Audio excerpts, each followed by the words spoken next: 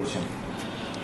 গতকাল একটা video social মিডিয়াতে খুব ভাইরাল হয় একটা ফারাক্কার এনটিপিসির মোড়ের ঘটনা নিয়ে। তো সেই নিয়ে আমরা প্রেস ব্রিফ করছি।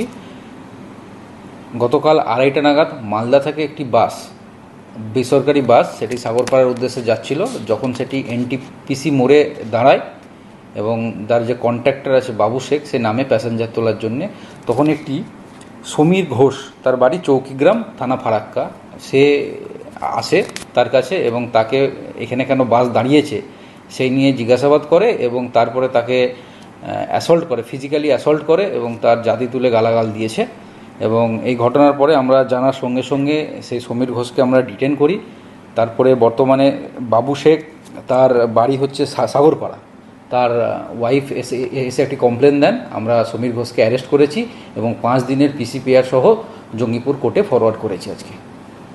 ওর সঙ্গে কি আর কেউ যুক্ত হয়েছে? অনেকে কমেন্ট করেছিলেন, যে এরকম কমেন্ট আসছে।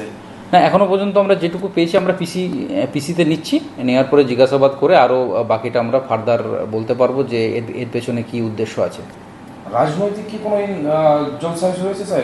না, এখনও পর্যন্ত সেরকম আমরা কিছু পাইনি। আমরা যেটুকু পেলাম সেটুকু বলে দিয়েছি।